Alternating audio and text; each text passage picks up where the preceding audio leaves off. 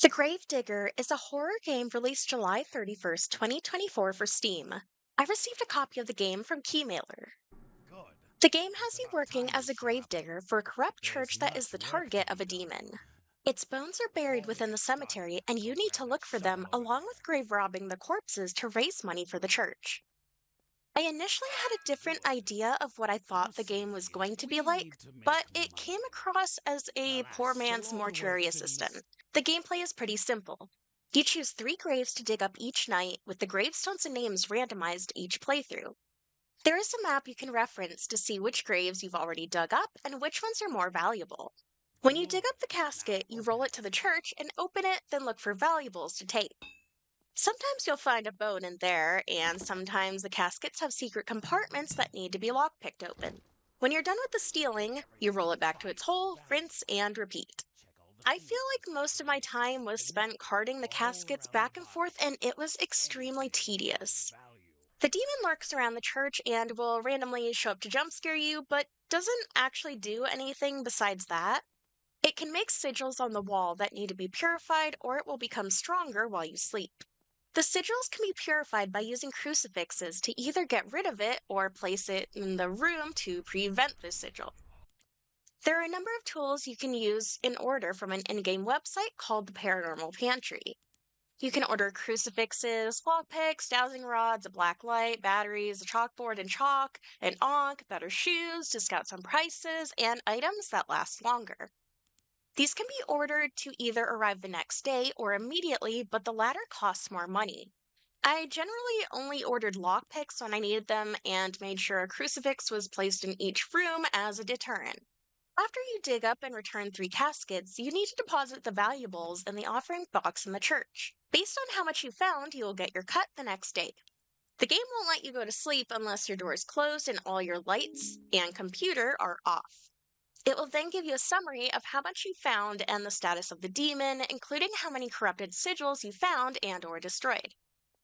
The goal of the game is to find the six bone pieces and place them either in the church or in a temple in the woods, which determines what ending you get.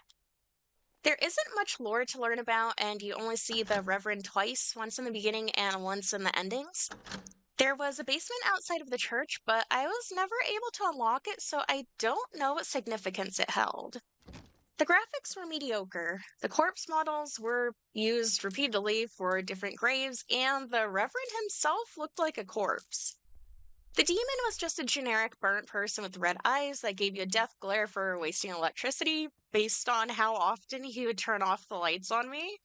It was hard to see the jewelry sometimes, but luckily there was an option to make them glow and be easier to spot.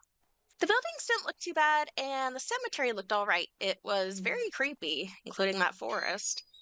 The background music and noise was very tense, and I jumped a lot during the demon jump scares. The Reverend spies on you while you're sleeping the first night, and it is pretty creepy. Like I said earlier, it feels like this was a watered down mortuary assistant. I did not have fun going back and forth constantly, and the only time I felt a sense of success was when I found the skeleton bones. It was a pain to look for them, though, especially with only being able to dig up three graves a night. I'm assuming the dowsing rods and black light were supposed to help track them down, but I couldn't figure out how they worked.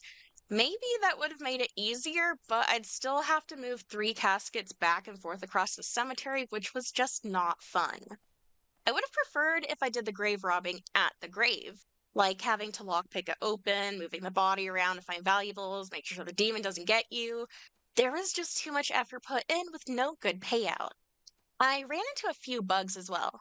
The demon spawned in the cemetery, and I wasn't able to move from where I was standing even when it disappeared.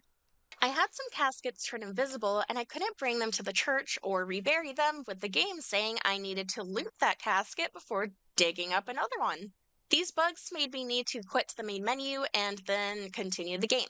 Luckily, it kept the same day I was on and all the money I had.